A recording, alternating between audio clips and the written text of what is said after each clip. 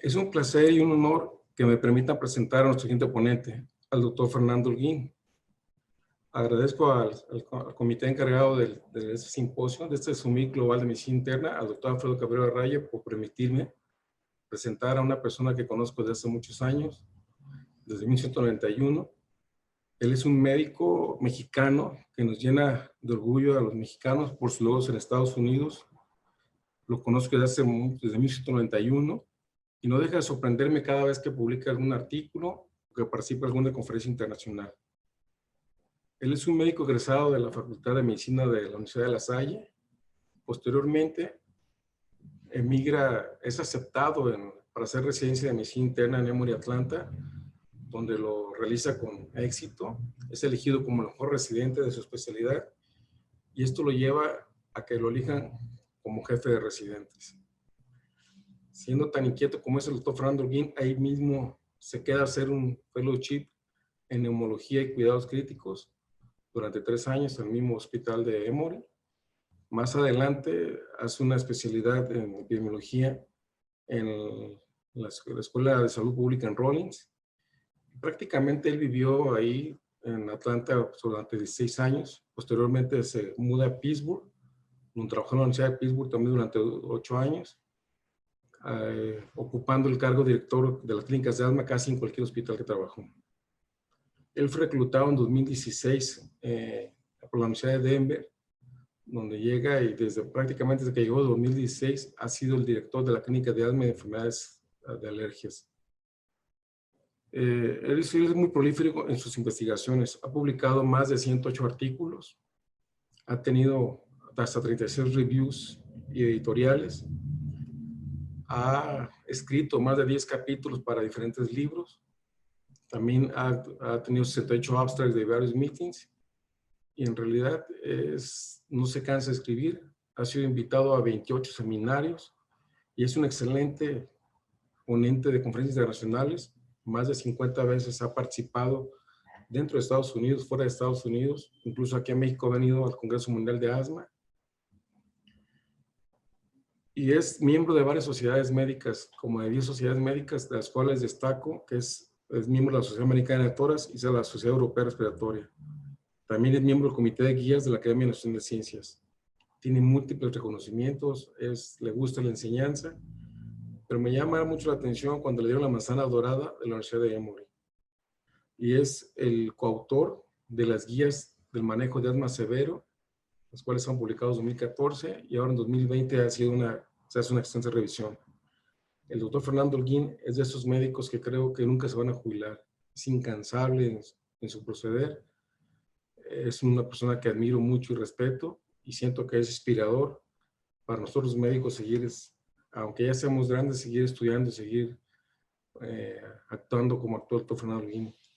Es un placer, lo sigo insistiendo, es un honor que nos permita escucharlo y que nos transmita sus conocimientos.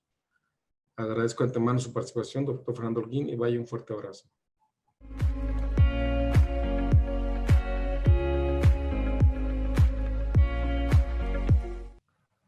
Es un placer participar con ustedes en este evento. Quiero agradecer al doctor Alfredo Cabrera y al Colegio Mexicano de Medicina Interna por esta gentil invitación.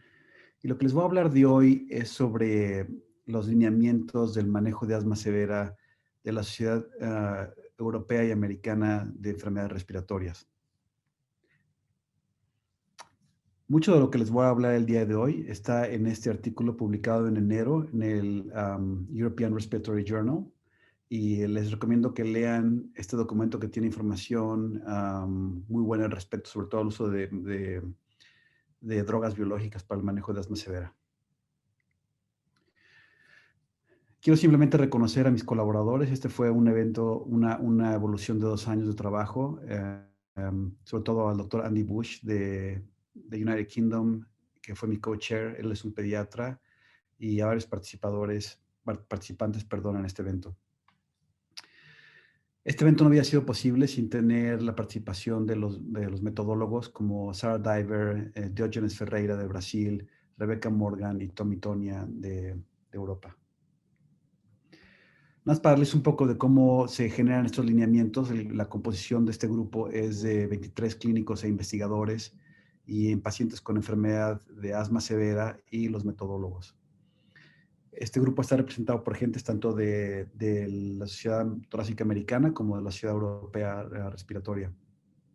Utilizamos para desarrollar las preguntas lo que se llama el PICO, que es Patient Population Intervention Comparison and Outcome Approach.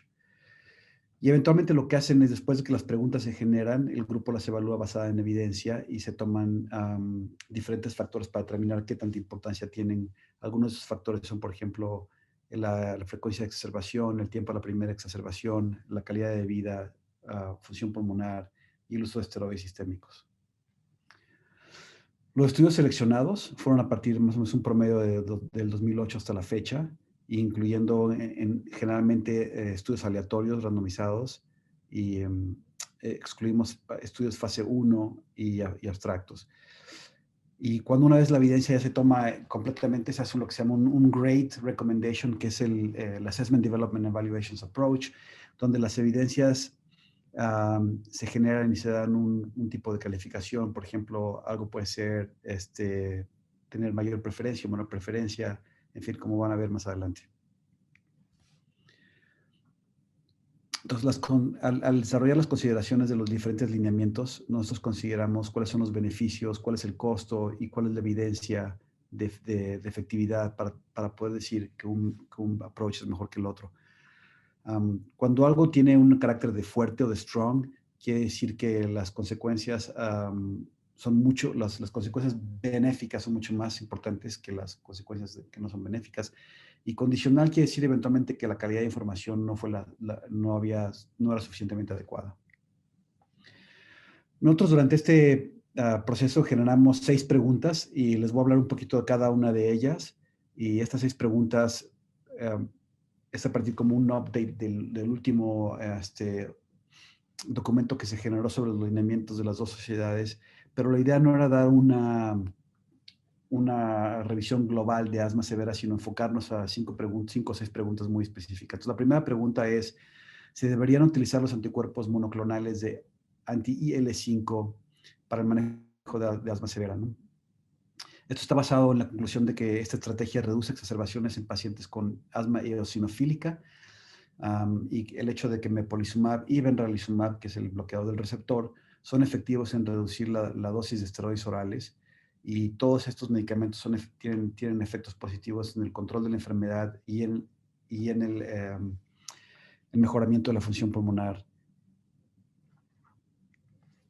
Alguna de la evidencia, no voy a poder obviamente darles todo lo que resumimos durante el manejo de los lineamientos, pero algunas de las evidencias importantes del manejo de información importante las voy a mencionar aquí. Por ejemplo, para mepolizumab, que es un anti-IL-5, nosotros encontramos en nuestro resumen de diferentes estudios, en un metaanálisis, que aproximadamente reduce las exacerbaciones en un 50%, mayormente aquellas requiriendo utilización de urgencias o hospitalización, y la mejoría del control de asma basado en el ACQ es casi de 0.5, lo cual es el valor clínicamente significativo.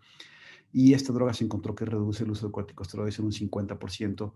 Sin embargo, el efecto en la función pulmonar no fue más allá de lo que considera un efecto clínico significativo.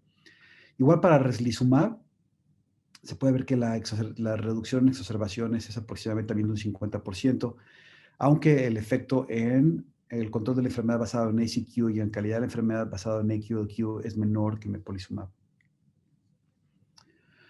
En benralizumab también encontramos una disminución de aproximadamente un 40% en exacerbaciones y una mejoría que no fue realmente igual de significativa que mepolizumab para el control de asma y para la calidad de vida relacionada al asma. Sin embargo, la reducción del uso de corticosteroides fue mucho mayor, con un 75% y un intervalo entre 50 al 100%. Basado en esta información, nosotros recomendamos sugerimos que esta estrategia de anti-IL-5 como terapia adjunta a otros medicamentos para asma se utilice para aquellos con enfermedad eosinofílica severa que no está adecuadamente controlada con inhaladores solamente. Y esta es una recomendación condicional porque lo que pasa es que el uso de inclusión a partir de diferentes estudios, no era siempre muy exacto en relación a asma severa, sino que había cierta variabilidad, por lo tanto le dimos una recomendación condicional. La segunda pregunta es, ¿se debería utilizar algún tipo de biomarcador específico para guiar ya sea la iniciación o el mantenimiento de este tipo de medicamentos, como son los anticuerpos monoclonales contra IL-5 su receptor? Y eso está basado en la conclusión de que los datos sugieren que los sujetos con mayor niveles de eosinófilos se benefician más de estas estrategias. Voy a hablar un poquito cuál fue la información que dio nuestras recomendaciones. Como pueden ver en la parte alta de su pantalla, mepolizumab está asociado a un 73% de reducción de exacerbaciones en pacientes que tienen eosinófilos basales mayores de 500. Estas son cuentas absolutas. Sin embargo, la reducción en pacientes que tienen niveles de 150, entre 150 y 500 es aproximadamente de un 36 a 39%. Entonces, como ustedes pueden ver, mientras un paciente tenga más eosinófilos en la sangre periférica, va a tener más respuesta a estos medicamentos. Lo mismo se puede ver para reslizumab, que los pacientes que tienen niveles mayores de 400 tuvieron una reducción en la exacerbación de 54%, y aquellos que tenían niveles más bajos tenían menos efecto. No quiere decir que no sea significativa, sino que sea un efecto menor en la reducción de enfermedades, ¿no? Lo mismo se puede ver aquí, perdón, esto está un poco, esta transparencia tiene mucha información, pero lo que se puede resumir es que mientras más altos sean los niveles, tanto para benralizumab, mepolizumab y benralizumab, mientras más altos los niveles de eosinófilos, hay un efecto mayor en el control de la enfermedad y en el nivel de calidad de la enfermedad relacionada al asma.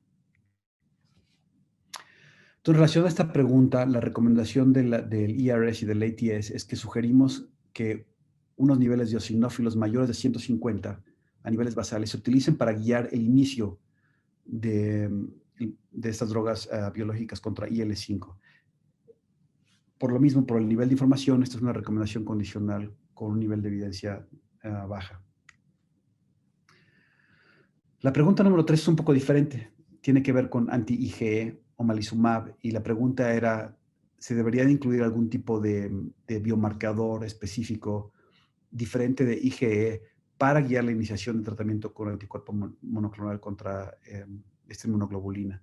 Y esto está basado en el hecho de que los niveles de eosinófilos y el nivel de óxido nítrico exhalado puede ser utilizado para identificar pacientes que respondan mejor a omalizumab. Un poco el resumen de la pregunta número 3 es que hay el nivel de exacerbación mejora y el nivel de función pulmonar mejora a las 24 semanas en un estudio que realizamos cuando los niveles de eosinófilos son más elevados y cuando el nivel de óxido nítrico es un poco más elevado. Entonces, por ejemplo, aquí se puede ver en pacientes que tenían una cuenta de eosinófilos más elevadas, allá de 260, comparado con aquellos que tenían un nivel más bajo, tuvieron una mejor respuesta en términos de exacerbaciones.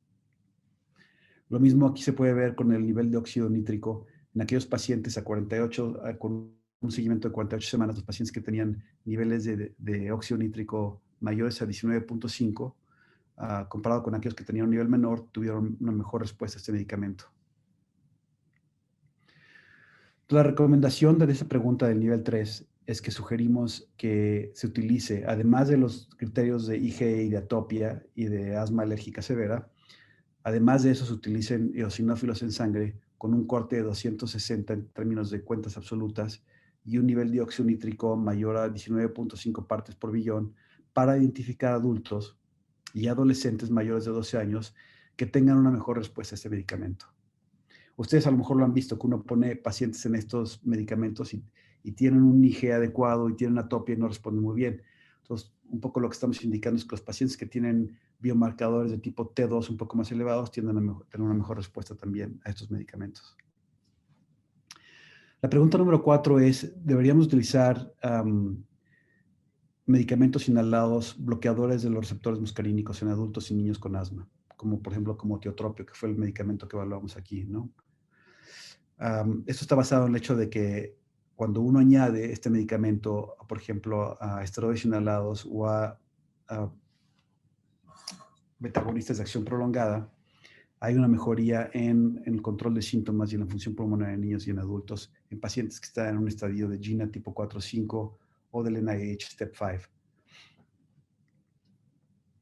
Un poco basado en la evidencia también, les recomiendo que vean el artículo, hay un montón de información ahí, pero se ve que comparado con placebo, el uso de 5 microgramos de tiotropium está asociado a un incremento significativo en la función pulmonar de 123 mililitros en promedio y a una reducción relativamente menor de la falta de control o un mejoramiento en el control y una reducción en la exacerbación menor.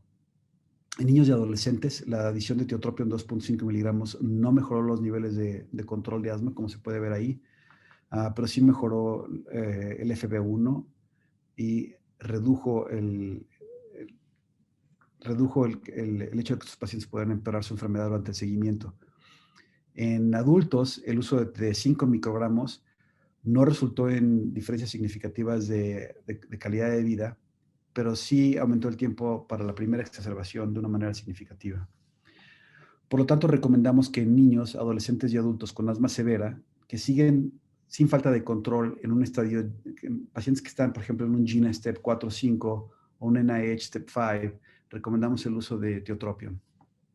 Esta es una recomendación fuerte con una buena calidad de evidencia. La pregunta número 5 es importante, que es si debemos utilizar el uso de un macrólido, en este caso acitromicina o claritromicina, en adultos y niños con asma severa. Y esto está basado en la evidencia de que en relación al placebo, el uso de macrólidos de manera crónica reduce el riesgo de tener una exacerbación por asma. Y sin embargo, no hay información que concluye que este tratamiento realmente sea eficaz en reducir las enfermedades severas o las hospitalizaciones por asma. No hay muchos estudios, pero los estudios que logramos de otra manera resumir muestran que comparado con placebo, el uso de acitromicina a un año reduce las exacerbaciones moderadas o severas de asma por un 40%. Sin embargo, su efecto en la calidad de vida y el asma control no es significativo y su efecto en la función pulmonar es menor. Estos pacientes, como ustedes podrán imaginar, tienen más resistencia bacteriana a macrólidos. Sin embargo, esto no se asocia a una incidencia mayor a tener neumonías por patógenos resistentes. Las recomendaciones para nosotros, a través de estos lineamientos, que sugerimos hacer una prueba con macrólidos para reducir la exacerbación de asma en adultos con asma que estén en estadio 5 o mayor, que sigan sintomáticos y que sigan teniendo exacerbaciones. Sugerimos en contra del uso de macrólidos en niños y adolescentes por falta de información. La última pregunta es una pregunta importante, que es el uso de dupilumab, que es un anticuerpo monoclonal contra IL-4, contra el receptor IL-4 alfa, que también involucra el receptor IL-13. Entonces, los pacientes que tienen dupilumab están bloqueando efectivamente IL-13 y IL-4. Eso está basado en el uso de que el uso de dupilumab en relación a placebo reduce la exacerbación en pacientes con asma moderada severa y es un agente efectivo en reducir el uso de corticosteroides orales en estos pacientes. Un poco resumiendo la evidencia, el uso de este medicamento reduce las exacerbaciones severas en un 70% en pacientes que tienen eosinófilos mayores a 300 y reduce la exacerbación aproximadamente en un 40% por aquellos pacientes que tienen entre 150 y 300. Igual que los anticuerpos monoclonales que actúan en IL-5, pueden ver que mientras más altos los eosinófilos, mayor es la respuesta. Hubo un estudio que demostró que además, si los pacientes además de tener un eosinófilo elevado, tienen un óxido nítrico mayor de 25 partes por billón, tienen aún un efecto mayor, es una interacción significativa. Este uso de medicamentos puede reducir el uso de corticosteroides orales en más de un 50% en los pacientes que utilizan este medicamento. Y las mejorías en FB1, en el asma control y en el asma, la calidad de vida por asma, mejoran, pero no tuvieron un nivel significativo o clínicamente significativo. Basado en esto, recomendamos que dupilumab se use como terapia para adultos en pacientes con enfermedad eosinofílica severa y en aquellos pacientes que tienen, que son dependientes de corticosteroides orales y que no tienen niveles de eosinófilos. Esto quiere decir que si ustedes ven un paciente que está dependiendo en corticosteroides orales y por lo tanto no tiene eosinófilos, puede ser candidato a dupilumab. Esto muestra el hecho de que tenemos varios anticuerpos monoclonales ahora y van a ser aprobados otros por lo menos este año que viene. Esperemos se apruebe por lo menos uno o dos más. Entonces, el manejo de asma está realmente haciendo muy complejo y hay varias posibilidades de determinar qué tipo de medicamento mejora para pacientes con enfermedad severa. Les voy a hablar un poquito cómo hacemos nosotros nuestro approach aquí en la clínica, en la Universidad de Colorado. Y creo que algo importante que todos debemos de hacer es siempre confirmar el diagnóstico. Porque acuérdense que en diferentes estudios, nuestro grupo y otros grupos hemos demostrado que aproximadamente el 30% de los pacientes que llegan a las clínicas con diagnóstico de asma severo no tienen asma. Tienen disfunción de cuerdas vocales o tienen otras enfermedades complejas de las vías aéreas. Entonces es importante hacer los diagnósticos, cómo determinar el nivel de obstrucción de vías aéreas, hacer estudios de broncodilatación o hiperreactividad bronquial con metacolina cuando el diagnóstico está en juego. Después, los pacientes que son severos, esos son pacientes que generalmente están en terapia inhalada triple, ¿no? O sea, que están en LABA, que están en LAMA, que están en esteroides inhalados, perdón, y hay que identificar cuál es el fenotipo de estos pacientes. Por ejemplo, ¿en qué momento empezó su asma? Esta es una pregunta vital. ¿Por qué? Porque las gentes que tienden a desarrollar asma antes de la adolescencia generalmente es un asma predominantemente mucho más eosinofílica, más alérgica, a diferencia del asma que se desarrolla en estados tardíos, en edades tardías o durante la edad adulta, ¿no? El uso de exacerbaciones es muy importante porque mientras más hayan exacerbaciones, estos pacientes tienden a responder mejor a medicamentos monoclonales, sobre todo si tienen niveles de eosinófilos elevados. ¿Cuáles son nuestras comorbilidades? ¿Cómo son los niveles de óxido nítrico y de IgE? Si tienen pólipos nasales, los pacientes con pólipos nasales tienden a responder muy bien a estos medicamentos. ¿Y cuál es su función pulmonar, obviamente, ¿no? Entonces, por ejemplo, si un paciente es eosinofílico y tiene niveles de 150 mayores y tiene exacerbaciones y no tiene control, estos pacientes pueden ser candidatos a estos anticuerpos monoclonales. Y si además, por ejemplo, son dependientes de esteroides y no tienen eosinófilos o tienen, por ejemplo, pólipos nasales, estos pacientes o tienen dermatitis atópica severa, estos pacientes pueden tratarse con dupilumab de manera muy adecuada. Es importante ver cómo les va a estos pacientes cada 4 o 6 meses, porque nosotros hemos visto, como otros grupos, que estos pacientes fallan. Entre un 25 y 30% de los casos, los pacientes llegan y de una otra manera ya no se sienten igual con el tratamiento. Entonces estamos brincando de un tratamiento a otro. Me imagino que a lo mejor muchos de ustedes han estado con pacientes así. Por eso quiero hablar un poquito de este estudio que se hizo en Canadá en 4 centros académicos, donde se vieron 250 pacientes muy bien caracterizados para ver prospectivamente cuál fue su respuesta a anticuerpos monoclonales. En este estudio se utilizaron reslizumab y mepolizumab. Y lo que se vio es que la respuesta fue subóptima desde el punto de vista de control en un 42% de los pacientes, lo cual esto no es lo que se vio en los estudios clínicos, ¿no? Entonces es lo que pasa muchas veces cuando los medicamentos llegan a abrir al grupo general de pacientes, se ve que la efectividad no es tan adecuada como fueron los estudios clínicos iniciales, ¿no?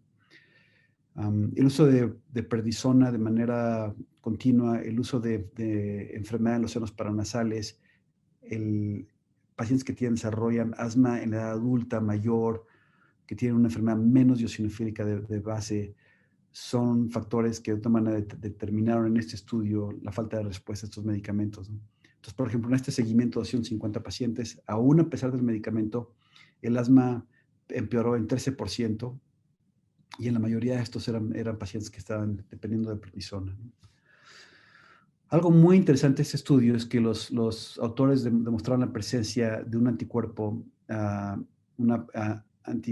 algo así en inglés, anti-eosinophil peroxidase immunoglobulin, que es una inmunoglobulina G, que pudo predecir la falta de respuesta. Como se puede ver aquí a la izquierda, son WR, quiere decir worsening response o no response, y como se ve, esos pacientes que tienen esputo y en plasma, niveles más altos de esta inmunoglobulina, que además tiende a activar los complementos, tenían mayor nivel. Entonces quiere decir que a lo mejor hay un desarrollo de anticuerpos policlonales que activan complemento, que de otra manera pueden estar involucrados en la falta de respuesta de ese tratamiento. Entonces es un fenómeno muy complejo que apenas estamos empezando a entender.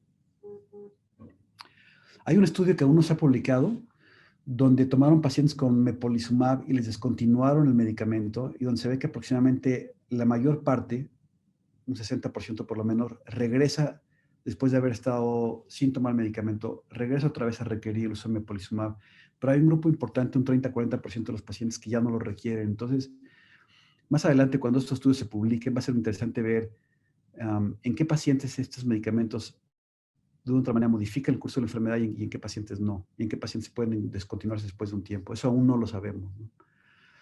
Lo que sí es claro es que no hay realmente una definición que guíe cuál es el manejo de estos medicamentos. Tenemos varias opciones, pero ¿por dónde empezamos? Y si uno falla uno, ¿cuál es el siguiente, ¿no? Y esto lo estamos viendo todos en este momento y realmente no hay una forma precisa para delinear si uno falla de uno, hay que ir por otro, ¿no? Entonces es una forma de, ¿cómo se llama? Es una forma de medicina de precisión sin precisión de una otra manera, ¿no? Acuérdense que asma no es una enfermedad, sino es un conjunto de enfermedades que tienen una sintomatología similar. Entonces, esa es parte del problema. Parte del problema es por qué los pacientes con asma no responden todos de la misma manera al mismo medicamento. Es porque no todos tienen la misma enfermedad, ¿no?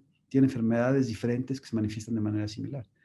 Entonces, como dice aquí en el Lancet Commission, lo que hay que hacer es, cuando uno ve un paciente, decir asma es, por ejemplo, es como decir insuficiencia cardíaca o anemia o artritis, ¿no? Hay que darle un apellido. ¿Qué es lo que pasa? ¿Qué tipo de artritis? ¿Qué tipo de anemia? Bueno, ¿qué tipo de asma, no?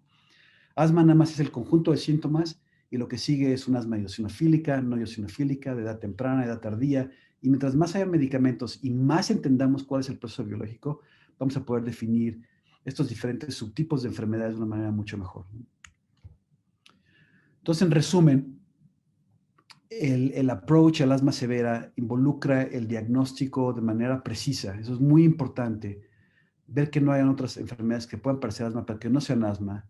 Manejar las comorbilidades y asegurarnos de que el paciente esté usando bien sus medicamentos de base. Son cosas vitales de primera entrada, ¿no? El Task Force de estas dos sociedades recomienda de manera condicional el uso de anti-IL-5 y anti-IL-4-13, estos medicamentos biológicos, y acitromicina. Y recomendamos de manera más determinante el uso de tiotropium o LAMA. No lo recomendamos, condicionalmente recomendamos el uso de biomarcadores para detectar a aquellos pacientes que tienen una mayor probabilidad de tener una respuesta de anti-IL-5, o sea, mayor eosinófilos y exacerbaciones, y igual para pacientes con anti-IgE, y de manera rotunda recomendamos contra el uso de citromicina en niños y en adolescentes. Les recomiendo que vean este artículo que publicamos porque en la discusión se manejan varias cosas importantes del uso de biológicos, qué rol pueden tener en pacientes que no toman sus medicamentos de manera constante. En fin, hay una discusión ahí, creo que vale la pena verla. Este es un resumen de las recomendaciones, de las 6 preguntas que recomendamos, y están ahí para que ustedes puedan verlas con más calma. Y eso es todo, y les agradezco muchísimo la invitación y espero tener la oportunidad de responder algunas de sus preguntas. Muchas gracias. Gracias por la ponencia, doctor Fernando, como siempre, excelente. Ahora hacemos un espacio para las preguntas y respuestas, que es un tema de actualidad, es un tema interesante y la forma como tú lo desarrollas es prácticamente entendible. Muchas gracias.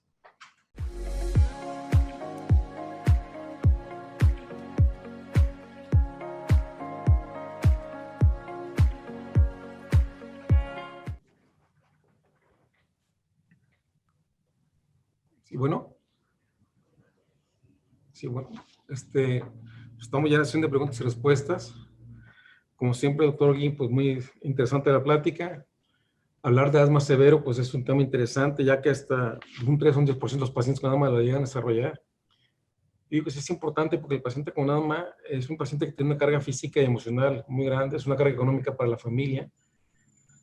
Son pacientes que tienen una calidad de vida a veces un poquito no muy adecuada, con problemas de sueño, interfiere con su actividad diaria.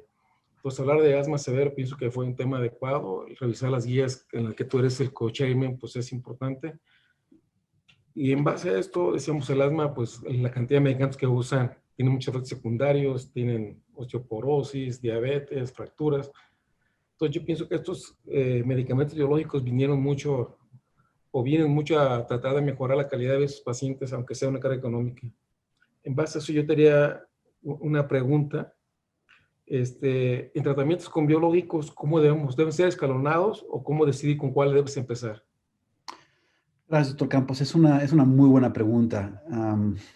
Realmente parte del problema es que, como ustedes imaginan, todos estos medicamentos son, de una u otra manera, por decirlo de alguna forma, son promovidos por diferentes compañías de laboratorios, y no hay hasta ahora, fuera de algunos metaanálisis que tienen resultados diferentes, no hay ningún estudio, por ejemplo, pragmático que diga, por ejemplo, mepolizumab es un mejor inicio que benralizumab, o benralizumab es mejor cuando las gentes fallan con mepolizumab, etcétera. Entonces, el manejo hasta ahora, doctor Campos, es bastante empírico.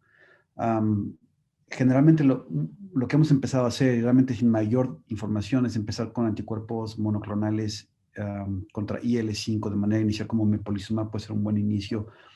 Y cuando estos pacientes llegan a fallar, generalmente los cambiamos a bloqueadores del receptor como benralizumab, que tienden a ser, desde mi punto de vista, no tengo realmente mayor evidencia que la mía, tienden a mantenerse más estables por mayor parte del tiempo. Entonces, no hay una buena forma de seleccionar cuál debemos de empezar, con cuál debemos de terminar. No existe información aún, desafortunadamente. Hasta donde sabemos, son efectivos de la misma manera todos. Aquí hay una pregunta, ¿por qué esperar hasta GINA paso 4 para iniciar anticuerpos monoclonales? ¿Pueden ser útiles en etapas más tempranas?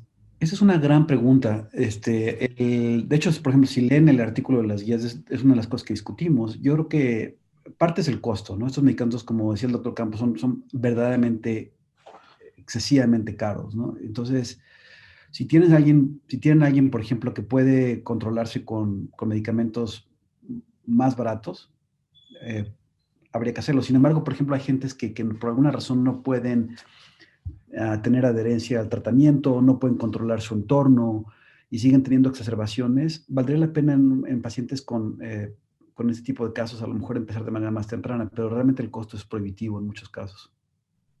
Ok. Aquí hay una pregunta que dice que la enfermedad de vía aérea pequeña se relaciona con un mal control del asma. Es una muy buena pregunta. No tenemos realmente ninguna forma diagnóstica que se haga de manera clínica para ver bien las vías aéreas pequeñas, que si uno realmente quiere ser dogmático, son vías de 2 milímetros o menores. El uso de flujos respiratorios medios, como es el Forced Exhalation Flow 25-75%, realmente tiene que ver con flujos más distales. Y nosotros publicamos algún artículo que está en PLOS ONE hace algunos años, donde se ve que hay pacientes, por ejemplo, que tienen característicamente flujos medios bajos, que pueden provenir de vías aéreas distales, que sí tienen menor control de la enfermedad y tienen enfermedad más severa. Entonces, sí hay, y eso sobre todo en niños a lo mejor tiene mucho más relevancia que en adultos, ¿no? Pero definitivamente hay un fenotipo donde la implicación es en vías aéreas menores. Y me pregunta, ¿qué debemos hacer con pacientes de asma grave que reciben dosis altas de esteroides inhalados a la luz de la pandemia y el riesgo de contagio? Es una muy buena pregunta. De hecho, ¿no? Hace poco nuestro grupo publicó un estudio hace un par de meses en el Annals de la American Thoracic Society, donde hicimos una revisión de hasta la fecha, de todos los estudios de pacientes hospitalizados con COVID a nivel mundial. Y lo que vimos es que la prevalencia de asma en pacientes hospitalizados por COVID es aproximadamente del 6%. Eso es muy diferente, por ejemplo, de la influenza, ¿no? En la influenza, de acuerdo a los datos del Centro de Control de Enfermedades, por ejemplo, en Estados Unidos, el 25% de los pacientes hospitalizados tienen asma. Entonces, COVID preferentemente no afecta de manera más severa a los asmáticos, excepto aquellos que están tomando esteroides orales de manera continua, ¿no? De hecho, hay 2 estudios, por ejemplo, que demuestran que tanto el uso de esteroides inhalados y la inflamación de tipo eosinofílica o alérgica en las vías aéreas, ambos son factores que disminuyen los niveles de receptores a la angiotensina 2, que es lo que utiliza el virus para anclarse en las vías aéreas. Entonces, no hay datos. Yo lo que les diría de manera práctica es, lo más importante es controlar el manejo de la enfermedad en pacientes que tienen exacerbaciones y tratar de utilizar corticosteroides sistémicos de manera limitada si es posible, ¿no? Así es. ¿Qué estudios deberíamos hacer antes de usar una terapia monoclonal en el asma? Por ejemplo, ¿cuáles? Yo creo que, o sea, hay dos factores, lo que pregunta la doctora es muy importante. Hay dos factores que son vitales para decidir si alguien quiere usar una terapia monoclonal. En relación a IL-5 o a IL-4, 13, definitivamente eosinófilos, los niveles de eosinófilos en sangre periférica, no el porcentaje, sino el número total. Y diferentes sociedades tienen diferentes recomendaciones, pero generalmente muchas de las aseguranzas empiezan a permitir los otros medicamentos con niveles arriba de 150 o 200. Hay que tener cuidado que el paciente no haya estado tomando prednisona o corticosteroides recientemente porque pueden afectar los niveles. El otro es, si tienen la capacidad de medir óxido nítrico, los pacientes que tienen niveles de óxido nítrico exhalado más altos tienden a responder mejor a dupilumab. Y la otra es, por ejemplo, IgE. Si piensan en algún paciente en el que se pueda medir, se puede usar omalizumab, que es el anticuerpo monoclonal contra IgE, que además tienen los pacientes que tener evidencia de atopia en pruebas cutáneas o en RAST. Y la otra, perdón, doctor Campos, la otra es que han tenido observaciones. Yo creo que los pacientes que tienden a responder mejor son los que han tenido observaciones previas y además tienen eosinófilos elevados.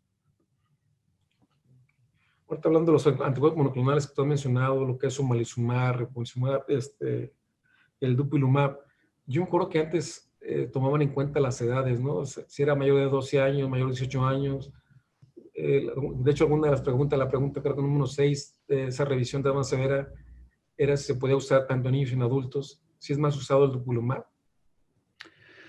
Hasta ahorita tengo entendido que los anticuerpos monoclonales contra IL-5 están ya aprobados en niños y el dupilumab creo que está aprobado en adolescentes y adultos. Pero esa es una pregunta muy importante, doctor Campos, porque los datos hasta ahora no son tan contundentes en niños, y eso es porque los estudios aleatorios clínicos fueron predominantemente en adultos con niveles de población más bajas en niños. Entonces, creo que no sabemos hasta cierto punto qué tan efectivos son o si son de la misma manera efectivos tanto en adultos como en niños, pero definitivamente es una magnífica herramienta terapéutica para niños que tienen este fenotipo de asma eosinofílica severa. Bueno, y ahorita que estamos en la época actual, en esta era COVID, ¿estos medicamentos debemos diferir su administración o los podemos usar así sin mucho temor? Hasta el momento actual, no hay ningún dato que se haya publicado que las sociedades hayamos evaluado sobre el uso de anticuerpos monoclonales y COVID. El uso de anticuerpos monoclonales, realmente el único riesgo de infección, y les diría que es muy teórico más que nada, es el de enfermedades parasitarias y zóster, y varicela zóster. Pero fuera de ahí realmente... Y les diría que es realmente muy teórico. Fuera de ahí son medicamentos bastante seguros que no creo que tengan mayor problema con COVID. Okay. Dice, ¿cuál sería en comportamiento de asma y COVID algún marcador ominoso? Pues en general, yo creo que en general el paciente con asma leve a moderada que está en esteroides inhalados, sobre todo si es un paciente con tipo asma eosinofílica o asma alérgica, es un paciente que de una u otra manera quizá tenga cierto nivel de protección contra COVID. Y la razón por la cual lo digo es por la disminución en la densidad de receptores de angiotensina 2 en el epitelio respiratorio. En pacientes, los pacientes que hay que tener cuidado son los pacientes que tienen, por ejemplo, además de asma, tienen EPOC, la combinación de ambos. En pacientes que están en esteroides sistémicos, eso es un paciente de alto riesgo para COVID, sin duda alguna. Bueno, yo te haría una pregunta, Fernando. Ya tenemos pacientes que están probando estos nuevos medicamentos, esa terapia biológica, pero ¿cuánto tiempo hay que usarlo? ¿Cuándo hay que parar? ¿No? O sea, ¿debe haber un control o es de por vida tomarlos? Esa es una muy buena pregunta. De hecho, hay un estudio que aún no se ha publicado, pero que tuve la oportunidad de ver algunos resultados preliminares donde se tomaron pacientes que testaban mepolizumab y a los cuales se les descontinuó el mepolizumab y se les siguió por un tiempo. Y luego lo voy a decir mal, doctor Campos, pero yo diría que un porcentaje importante de los pacientes después de un tiempo empezaron a empeorar en síntomas y tuvieron que regresar a recibir anticuerpos monoclonales contra IL-5. Sin embargo, no fue el 100%. ¿Esto qué quiere decir? Que existe a lo mejor un fenotipo de pacientes en el cual el tratamiento con estos biológicos por un tiempo, quizá ahí sí llega a modificar la enfermedad, pero yo diría que en la gran mayoría de los pacientes es un tratamiento hasta donde sabemos es de largo tiempo.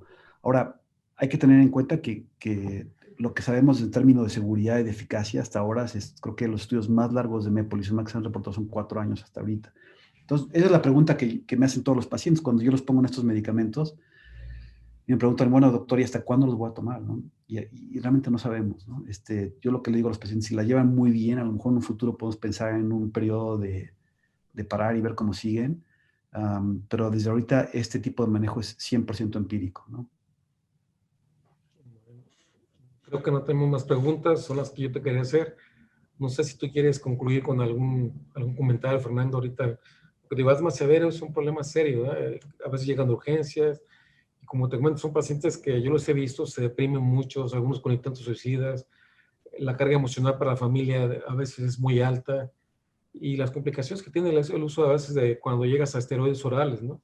Claro. Sabemos que los esteroides inhalados son una piedra angular, pero cuando recurres a esteroides orales, pues ya empiezas con efectos secundarios. No sé cómo quisieras tú terminar con esto. Estos nuevos bloqueadores de interleuquina 5, de 4, de receptores de interleuquina 13, siento que van a modificar mucho el manejo, pero pues como dices tú, son tratamientos a veces muy costosos. Creo que aquí en México ya hay algunos, ya se usan en algunos centros, pero no están muy accesibles a la mano de todo médico. Claro.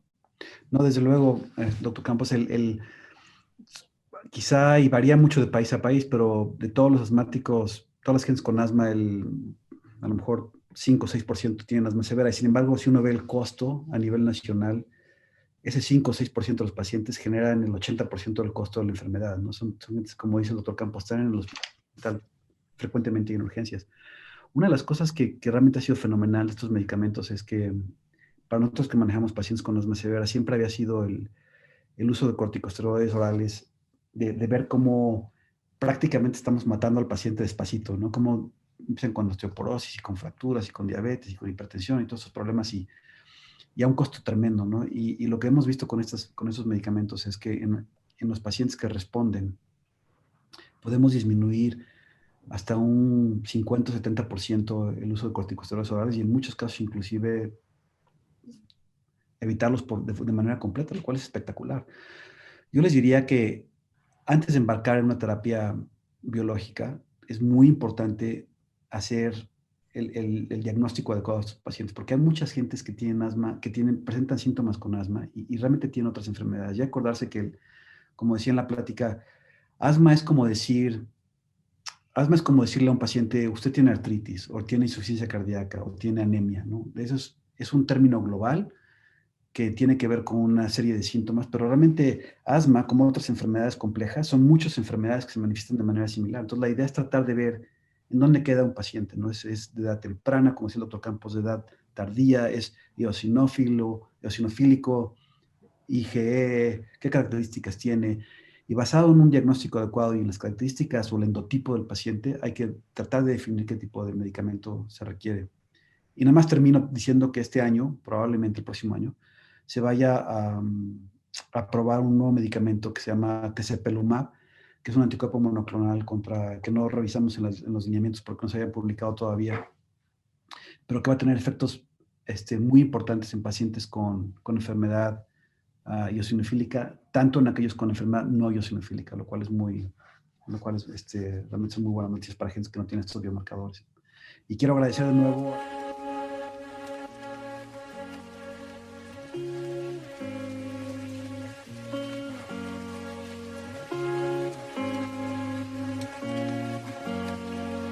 Organizado por SIG Mundiales, una empresa de Grupo Destinos.